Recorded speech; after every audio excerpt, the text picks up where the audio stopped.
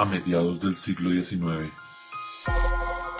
la población europea crecía vertiginosamente y se hacía imprescindible otorgar nueva vida a los suelos cansados para que la producción de alimentos pudiera aumentar en proporción pareja. El guano reveló sus propiedades fertilizantes en los laboratorios británicos. A partir de 1840 comenzó su exportación en gran escala desde la costa peruana. Los alcatraces y las gaviotas, alimentados por los fabulosos cardúmenes de las corrientes que lamen las riberas, habían ido acumulando en las islas y los islotes desde tiempos inmemoriales grandes montañas de excrementos ricos en nitrógeno, amoníaco, fosfatos y sales alcalinas. El guano se conservaba puro en las costas sin lluvia de Perú. Poco después del lanzamiento internacional del guano, la química agrícola descubrió que eran aún mayores las propiedades nutritivas del salitre y en 1850 ya se había hecho muy intenso su empleo como abono en los campos europeos. Las tierras del viejo continente, dedicadas al cultivo del trigo, empobrecidas por la erosión, recibían ávidamente los cargamentos de nitrato de soda provenientes de las salitreras peruanas de Tarapacá y luego de la provincia boliviana de Antofagasta. Gracias al salitre y al guano que yacían en las costas del Pacífico, casi al alcance de los barcos que venían a buscarlos, el fantasma del hambre se alejó de Europa. La oligarquía de Lima, soberbia y presuntuosa como ninguna, continuaba enriqueciéndose a manos llenas y acumulando símbolos de su poder en los palacios y mausoleos de mármol de Carrara. Antiguamente, las grandes familias limeñas habían florecido a costa de la plata de Potosí y ahora pasaban a vivir de la mierda de los pájaros y del grumo blanco y brillante de las salitreras. Perú creía que era independiente, pero Inglaterra había ocupado el lugar de España. El país se sintió rico, escribía Mariátegui. El Estado usó sin medida su crédito. Vivió en el derroche, hipotecando su porvenir a las finanzas inglesas. En 1868, según Romero, los gastos y las deudas del Estado ya eran mucho mayores que el valor de las ventas al exterior.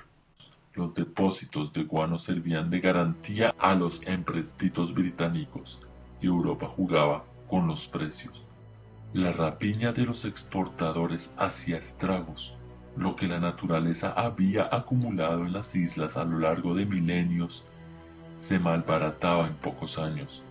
Mientras tanto, en las pampas salitreras, cuenta Bermúdez, los obreros sobrevivían en chozas miserables, apenas más altas que el hombre, hechas con piedra, cascotes de caliche y barro de un solo recinto.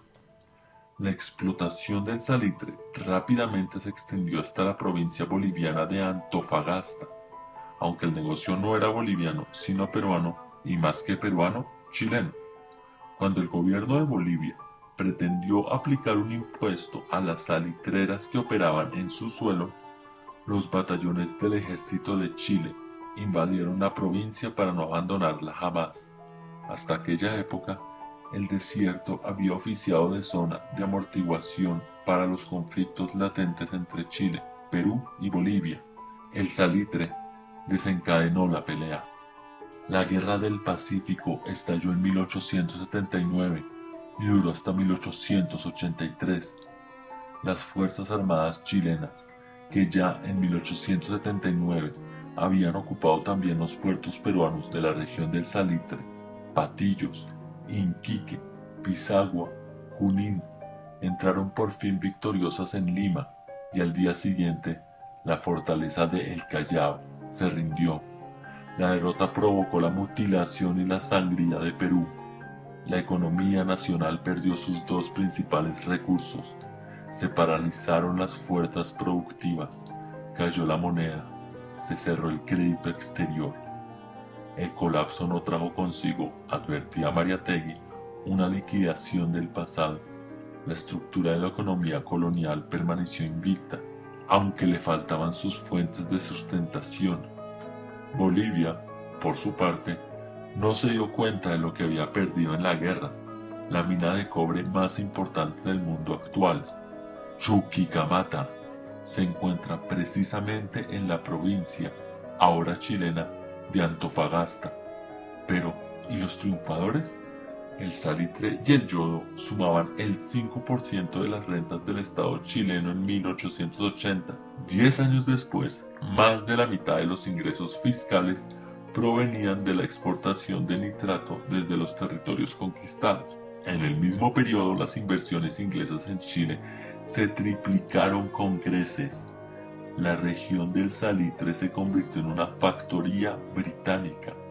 Los ingleses se apoderaron del salitre, utilizando procedimientos nada costosos.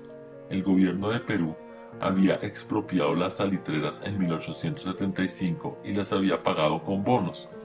La guerra abatió el valor de estos documentos 5 años después a la 10ª parte. Algunos aventureros audaces, como John Thomas North y su socio Robert Harvey, aprovecharon la coyuntura. Mientras los chilenos, los peruanos y los bolivianos intercambiaban balas en el campo de batalla, los ingleses se dedicaban a quedarse con los bonos, gracias a los créditos que el Banco de Valparaíso y otros bancos chilenos les proporcionaban sin dificultad alguna. Los soldados estaban peleando para ellos, aunque no lo sabían.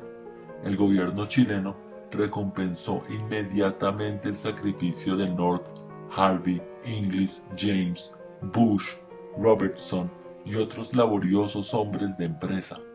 En 1881 dispuso la devolución de las salitreras a sus legítimos dueños, cuando ya la mitad de los bonos habían pasado a las manos brujas de los especuladores británicos. No había salido ni un penique de Inglaterra para financiar este despojo.